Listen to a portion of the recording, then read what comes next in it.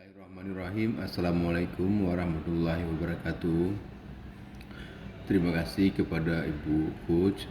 Pada kesempatan ini izinkan kami menguraikan beberapa slide rancangan untuk proper kami nanti. Mudah-mudahan masukan kami harapkan dari Ibu Coach untuk mencapai hasil yang lebih baik.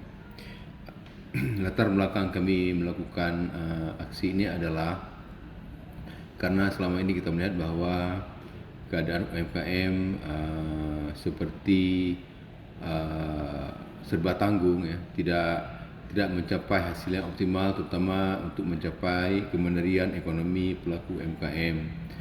Dalam hal ini pemerintah juga menggadang-gadangkan UMKM naik kelas atau UMKM unggul. Namun di Kota Banda Aceh hari ini kita bukan tidak ada, akan tetapi belum optimalnya capaian UMKM naik kelas, sehingga kami berinisiasi untuk mengkaji sistem informasi pengembangan usaha terintegrasi atau kami singkat dengan SIPUTIH di Kota Banda Aceh untuk membangun usaha mikro dengan kolaborasi dan terintegrasi antara satuan kerja perangkat kota. Mudah-mudahan judul ini bisa membawa manfaat nantinya dalam action plan. Kenapa itu kami pilihkan? Karena belum adanya pembinaan dan yang berkelanjutan dan terintegrasi kepada pelaku usaha mikro di Kota Banda Aceh.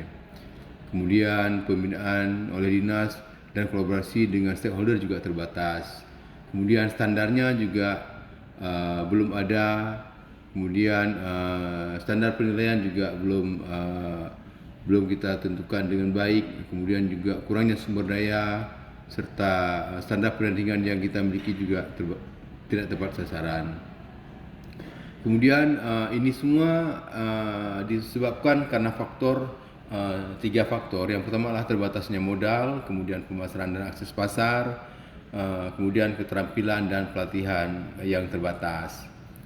Kemudian di sini kita juga mengkaji dengan sistem Astrid, ya, di mana di sini kita melihat bahwa belum ada standarisasi juga merupakan salah satu faktor yang menentukan sehingga produk itu kurang diterima di pasaran, baik itu di sisi SNI, izin edar, sertifikasi halal, bahkan mungkin dengan ketentuan lainnya. Kemudian kurangnya sumber daya dan terbatasnya sarana, itu juga merupakan faktor penting. Kemudian kami juga bisa jelaskan bahwa manfaat ini nantinya akan menjadi bagi leader itu untuk meningkatkan kemampuan kepemimpinan dalam berkolaborasi dan mengkoordinir dengan program kegiatan. Sementara bagi organisasi akan terlaksana tugas pokok dan fungsi, dan bagi lintas sektor akan terjadi koordinasi dan integrasinya program SIPUTIH. Dan bagi PEMKU sendiri akan terbangun sinergitas program dan kebijakan. Kemudian aksi perubahan ini merupakan pengembangan UMKM yang belum maksimal, sehingga merupakan salah satu faktor utama yang menyebabkan tidak mandirinya kekuatan ekonomi UMKM, sehingga perlu dijadikan sebagai garda ekonomi karena kekuatan ekonomi sesungguhnya ada di sektor UMKM. Kemudian untuk jangka pendek mungkin nanti akan kita coba dalam 2 bulan, dan jangka menengahnya, jangka panjangnya adalah 2 tahun.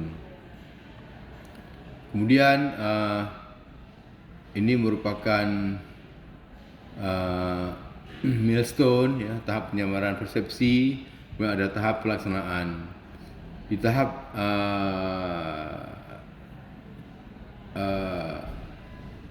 penyamaran persepsi kita akan rencanakan outputnya adalah seperti yang tertera pada slide, itu ada 7 output. Sementara di tahap kedua itu ada 6 output. Kemudian